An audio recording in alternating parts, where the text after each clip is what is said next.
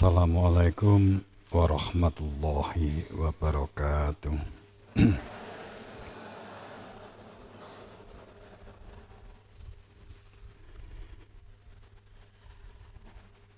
Jamaah rahimakumullah. Bismillahirrahmanirrahim. Alhamdulillahirabbil alamin. Asyhadu an la ilaha illallah wa asyhadu anna Muhammadan abduhu wa rasuluh. Allahumma sholli ala sayyidina Muhammad wa ala ali sayyidina Muhammad.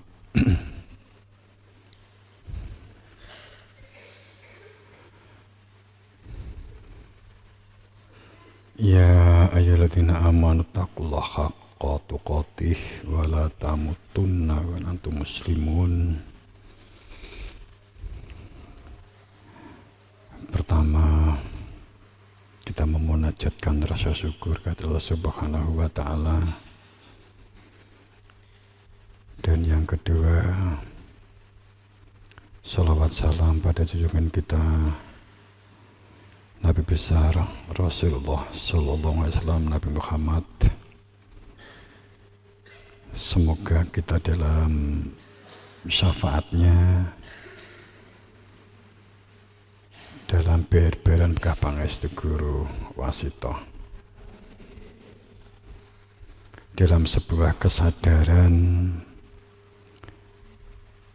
Sang penguasa mutlak atas semua hambanya adalah Dia Zat al-Ghaib yang Allah asmanya, dan diutusnya kepada setiap dari diri hamba, dari setiap diri manusia, untuk berada dalam sebuah kesadaran. Kita bersyukur karena sesungguhnya Allah pun mengutus para malaikatnya untuk membentuk satu jiwa kepada manusia, jiwa yang sadar, sehingga apabila kematian menimpa seseorang dalam pengertian masa pakai jasad habis, dapat menyatakan selamat kembali kepadanya dalam kepastian tujuan. Kepastian tujuan itu maknanya mengenal. Dikatakan pasti korelasinya adalah mengenal. Semakin mengenal akan semakin baik dalam membangun sebuah jiwa yang sadar hamba. Dan semakin sadar seseorang untuk menjadi hamba, maka proses kesadaran malaikat, dan malaikat akan menjaga hidupnya, sehingga mereka pun juga menjadi malaikat yang tidak lupa tugasnya. Jadi kalau ada bahasa bahwa rusulana wahum la yufarritun, itu bahwa orang-orang yang sadar sebagai hamba Allah itu tidak akan melalaikan tugasnya terhadap panggilan jiwa dirinya dalam membangun kehidupan soleh. Solehah itu panggilan jiwa. Solehah itu sebenarnya adalah panggilan jiwa. Solehah itu orang yang pertama iman kepada Allah, tu'minu billah, orang yang iman kepada Allah, dan orang yang wal yaumil akhir, orang yang berada di dalam fakta kehidupan, realitas kehidupan, dalam satu ikatan kepastian ikatan. Jadi panggilan untuk berada dalam kepastian. Keadaan ketidakpastian ini sesungguhnya Allah menghendaki supaya kita ini menjadi manusia yang berada di dalam kepastian hidup. Cuman memang asik itu pada saat masih sifatnya fenomena atau tidak pasti. Itu digoreng, dibalik, dilumahne, dikurepne, itu dalam ketidakpastian itu menjadi materi atau menjadi bahan atau menjadi konten sebuah kehidupan sosial di media. Itu memang seperti tampak lebih asik untuk dibahas. Tapi kalau sudah di dalam pasti kan sudah nggak butuh dibahas, tapi kan sudah diproses. Jadi kalau pasti itu kan berarti kan kita memproses diri. Sedang hidup itu kan seharusnya atas kehendak Allah itu memenuhi panggilan untuk berada di dalam kepastian tujuan.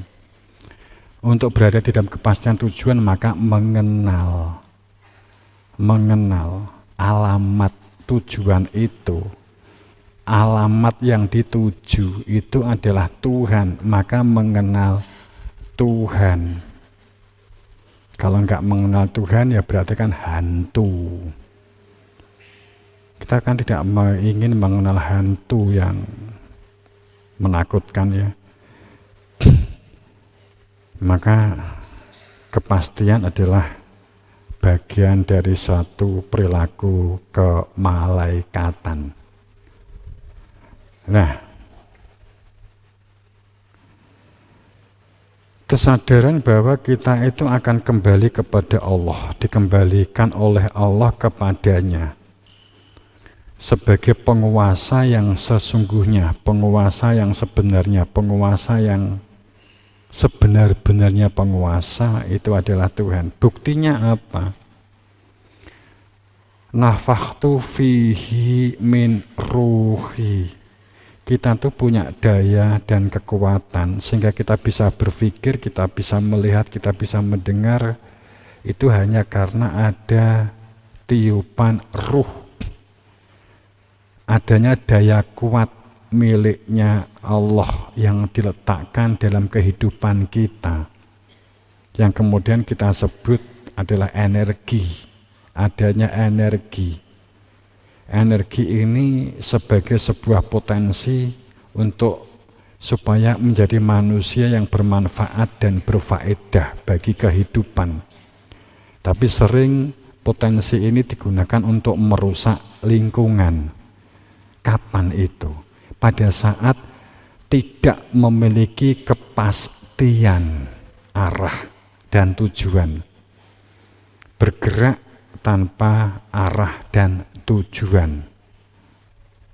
Itu namanya ngawur, namanya seseorang yang tidak sadar. Kita tidak ingin menjadi manusia-manusia yang tidak sadar. Manusia yang tidak sadar, bahasa halus, bahasa radikalnya kan gendeng, edan, tolol, kan gitu.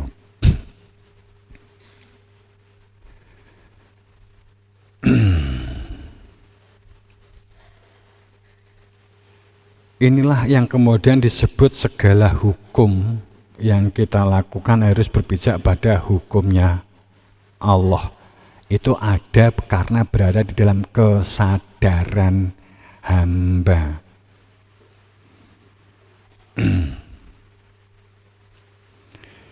Sekali lagi itulah panggilan dari setiap manusia, itu diletakkan di dalam diri bersama dengan nafakhtu fihi min ruhi, dihidupkannya ruh sehingga kita punya daya dan kekuatan, sehingga bisa berpikir, bisa melihat, bisa mendengar, bisa bertindak, bisa melakukan sesuatu karena ada daya kuat Tuhan. Ini adalah satu panggilan jiwa untuk berbuat kebaikan, berbuat maslahah, sebagai orang yang soleh dan solehah, soleh laki-laki kan gitu ya, solehah bagi perempuan.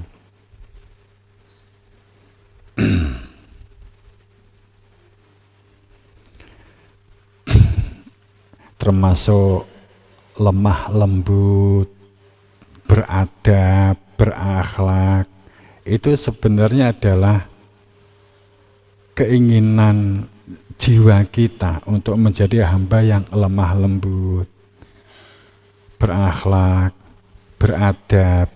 Itu adalah panggilan jiwa sadar. Sedang yang merusak, yang suka mengolok, kemudian berlaku keras, perilaku jiniyah, perilaku syaitoniyah, itu bukan panggilan jiwa, itu panggilan nafsu, keinginan nafsu, mohon maaf, itu kan keinginan nafsu. Karena nggak punya orientasi jiwa, jiwanya mati. Jiwanya mati karena hati nuraninya mati.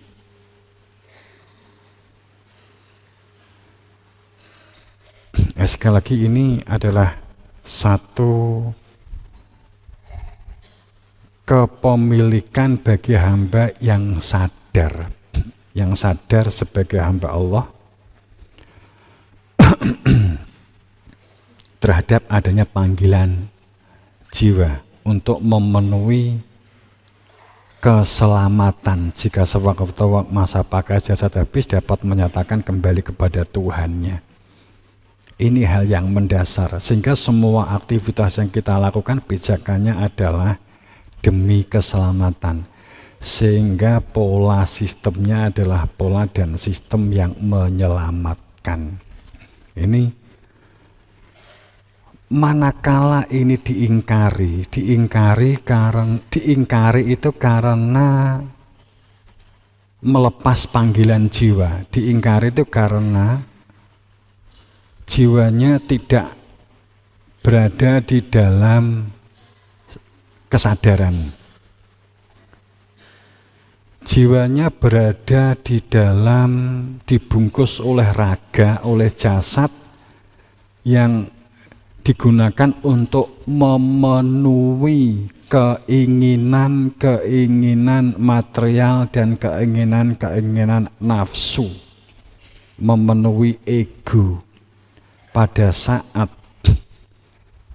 jiwa itu adalah digunakan untuk memenuhi keinginan nafsu, keinginan material, maka dampaknya adalah akan merusak pikiran, merusak perilaku, merusak kehidupan sosial. Wujudnya korupsi, pembulian,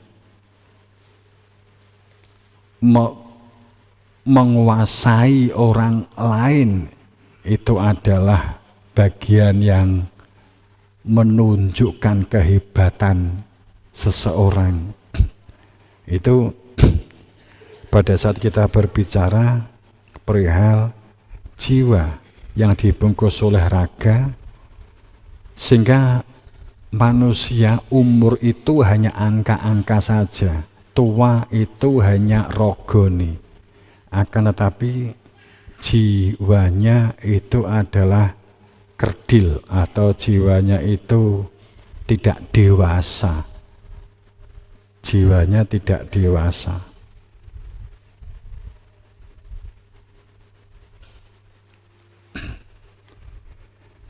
Maka ada satu dampak pada saat orientasi tidak memenuhi panggilan jiwa.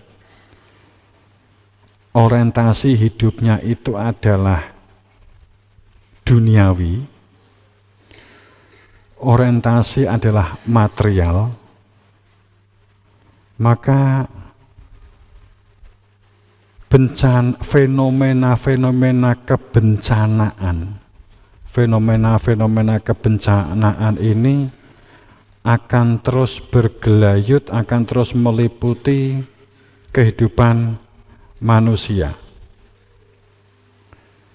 Pada saat seseorang itu kehidupannya dikendalikan oleh material, kita akan menemui banyak pertentangan, banyak perselisihan pada saat kehidupan itu kita dikendalikan oleh kehidupan material.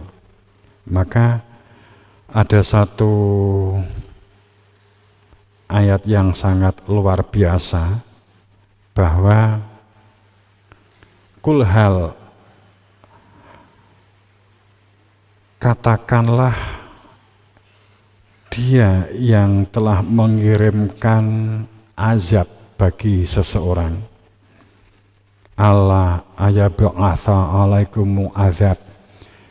Manusia akan menerima azab pada saat orientasi kehidupannya adalah material. Kita memang di dunia mengembangkan potensi yang dapat dikembangkan, apalagi pada saat seumur sadarnya lebih awal, maka kemungkinan untuk berkembang, bertumbuh dalam satu kecerdasan menjalani kehidupan akan lebih cepat, lebih baik. Jadi kul huwal qahiru ala ayab'atsa alaikum azabam min fauqikum. Azab yang pertama saat orientasi manusia itu dikendalikan oleh material, oleh ego, oleh nafsu, ya.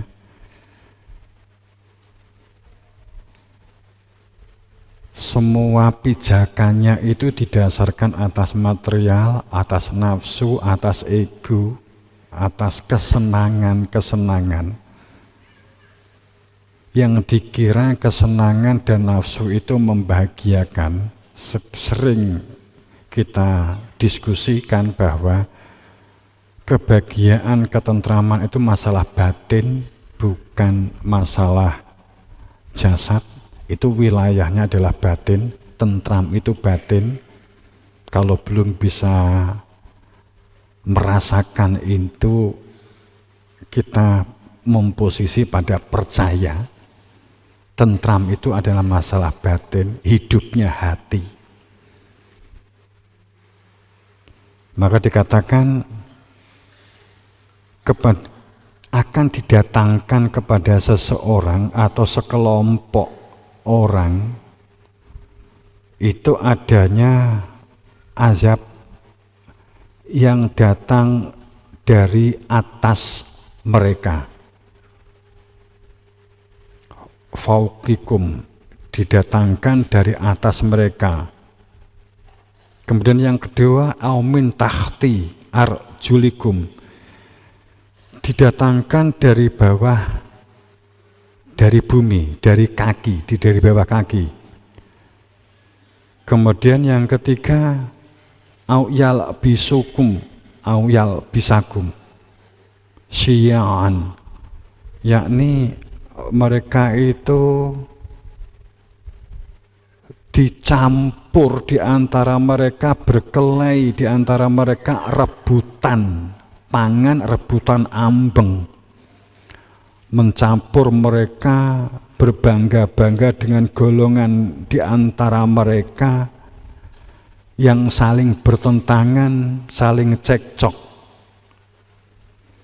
Dan mereka merasakan sebagian keganasan demi keganasan dari orang lain, dijajah hidupnya.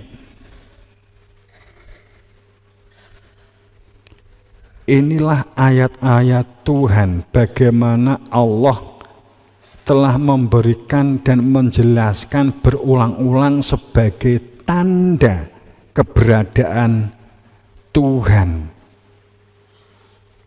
Maksudnya supaya Tuhan dikenali, supaya manusia tidak habis oleh azab. Sebenarnya bukan Tuhan yang mengazab, akan tetapi memang karena keadaan damai dan tentram, ketaatan dan kepatuhan itu adalah wujud dari pemenuhan panggilan jiwa yang sadar.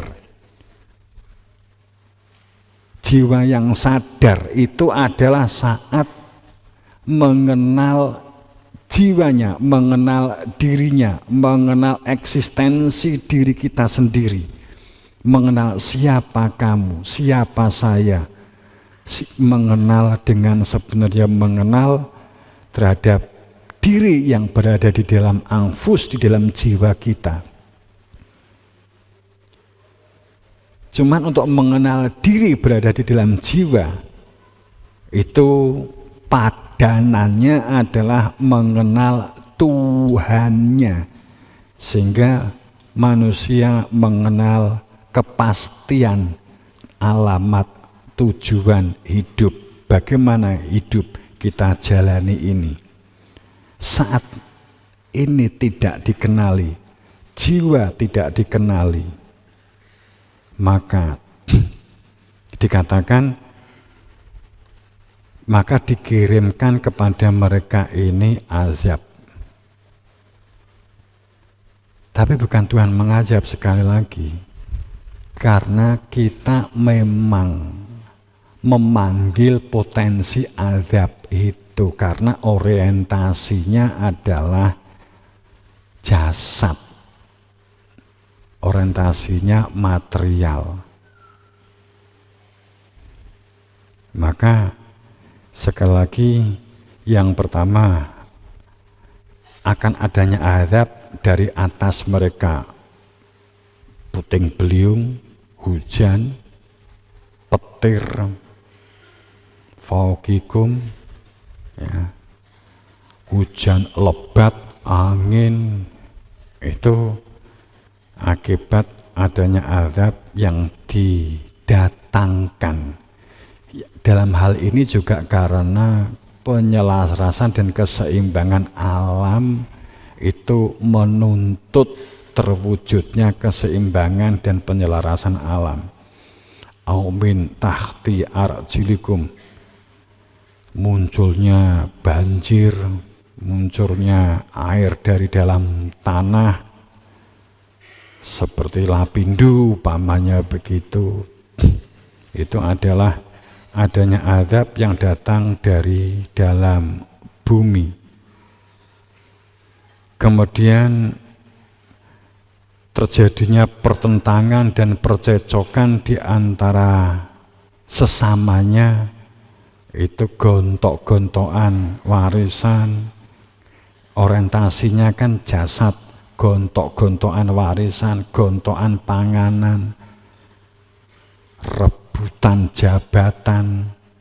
Itu adalah mereka yang lebih sagum siaan.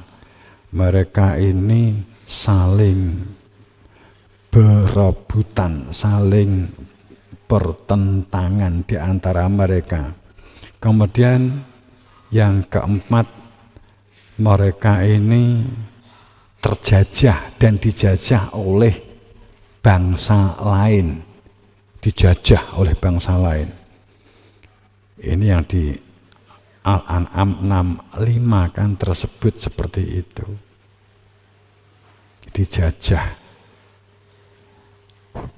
Dijajah dalam pengertian pangan karena nggak memiliki skill mandiri, dijajah benih, dijajah ekonomi karena nggak punya skill bagaimana mengelola, sehingga semuanya dijajah.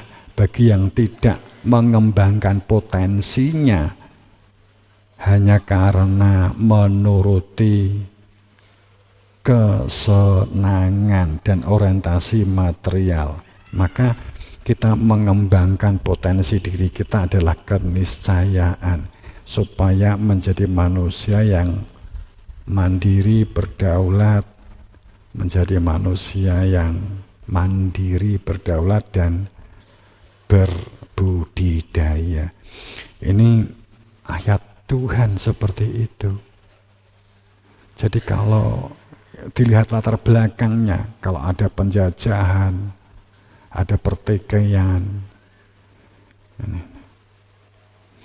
bisa jadi karena itu adalah perilaku kita.